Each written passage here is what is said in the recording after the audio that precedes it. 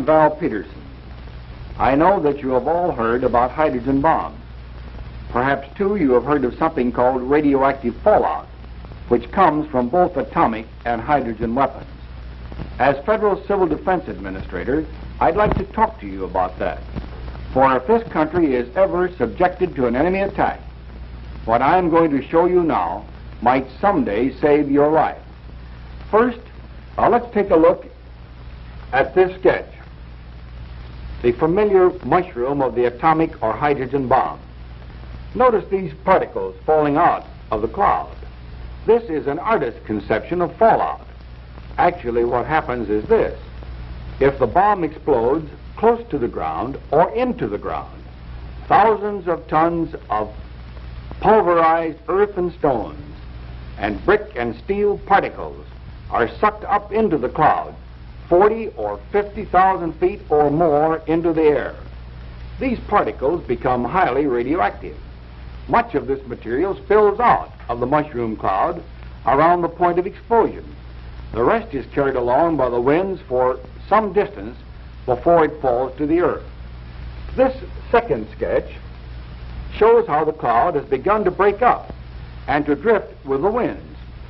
Now here is one highly significant point. Radioactive fallout can occur from an absolutely clear sky. You do not have to see the atomic cloud itself over your head to be in a fallout area. This sketch will give you a general idea of the fallout pattern. This being the city which is the target city, the material will fall out over a considerable area downwind from the target. Now, I'm not here to try and frighten you. As a matter of fact, Americans just don't scare easily anyway. And it's a good thing that they don't in this atomic age. But it is a part of my job as Federal Civil Defense Administrator to give you the facts. Here they are, as far as we know them at this time. All nuclear weapons, atomic and hydrogen bombs alike, produce radioactivity. With the smaller atomic weapons, we did not have to worry too much about fallout. With the larger atomic bombs, and especially with hydrogen weapons, radioactive dust will fall to Earth far beyond the range of fire and blast in the direction of the prevailing winds at the time of the explosion. Now, as you can see, fallout will be a threat not only to so-called target areas, but to many smaller communities far removed from the cities under attack. And in fact, to every farmer living within the area, downwind from the target area and over the distance that the wind may carry these radioactive particles. As a matter of fact, the communities that lie downwind may very well have to withdraw their people from the danger zone laterally, and there will be time, because radioactive fallout takes a considerable time to occur. Or the people will have to get into shelters of some type or other. Or we may have to do these two things somewhat simultaneously. Now, I won't mince words with you. If you happen to be caught downwind in the path of the fallout and without any shelter, and if you don't get into shelter just as rapidly as you can, these radioactive particles could cause your death, or they may cause you serious injury, depending upon the degree of contamination and other factors. So much for the threat. Now, what are we going to do about it? We are still learning things about the behavior of radioactive fallout from the larger weapons. But for the present, we do know enough about the size and power of modern weapons and the radioactive waste they produce to begin planning how we can best protect ourselves. Basically, there are only two things you need to know how to do to protect your life. One is to evacuate your city before the bomb falls, because obviously, if you are caught in the open near ground zero, you won't have to worry about radiation. The bomb itself will kill you. The other method is to dig deep enough into the ground to escape the effects of blast and heat and radiation. Now come and look at this layout of a typical city. Let's say that right here is the assumed ending point of enemy bombers, and that the Weather Bureau tells us that the winds will probably carry radioactive fallout downwind in this direction. When we speak of the winds, incidentally, and of the H-bomb, we're talking not only of surface winds, but also of the winds high up, 25, 40, and 50,000 feet above the earth. Those are the winds that carry the major portion of radioactive material from the bomb cloud. Well, up to now, the picture looks pretty bad. But with enough warning and enough practice in peacetime exercises, many millions of lives can be saved that surely would be otherwise lost. Now let's take another case. Suppose you live in a small town, squarely in the path of the radioactive fallout. The further away from that bomb you are, downwind, the more time you will have to get out.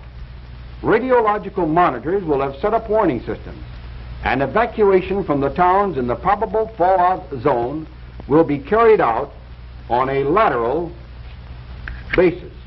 Suppose now that you get little or no warning, or that your own evacuation route lies downwind. Almost any kind of shelter can reduce the danger of radiation. An ordinary frame house like this, outside the area of blast and fire, will provide some protection. A basement shelter will provide even more, while a simple underground shelter with 3 feet of earth covering will give you virtually complete protection from lethal radiation. One thing we want to remember about shelter, however, is that once in it, you may not be able to go outdoors for several days except for short periods. Radiation, contrary to some scare stories you may have heard, doesn't contaminate the countryside forever. Its lethal strength dies very rapidly, sometimes in a few hours, but it might be a couple of days or even longer before it would be safe to leave your shelter altogether.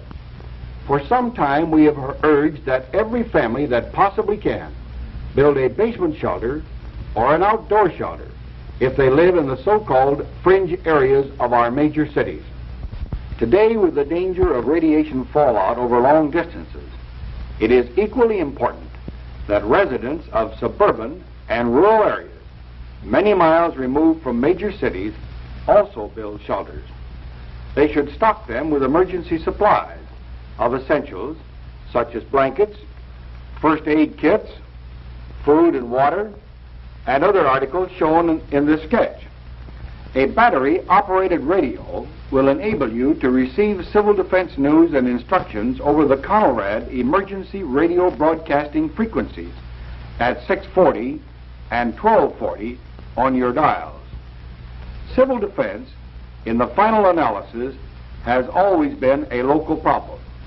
Some areas, for instance, could be evacuated practically around a 360-degree circle. In other areas, such as this one, where a city has an ocean on one side and may be surrounded by rivers, evacuation problems will be far more difficult. Civil defense, like military defense, must be flexible and adaptable, both to new weapons and varying local conditions. I'd like to emphasize this one point in closing. We'll do all we can in the federal government to get information to you on defense against these new weapons as fast as the scientists can give it to us. And believe me, there are defenses. We'll help you all we can, but the responsibility is first of all yours to work out in conjunction with your local civil defense director. Cooperate with him by participating in evacuation and shelter tests, by taking first aid and other civil defense training. Help that civil defense director of yours all you can. He has a big job, a job that could save your life, the lives of your family, your neighbors, the life of our nation. Thank you.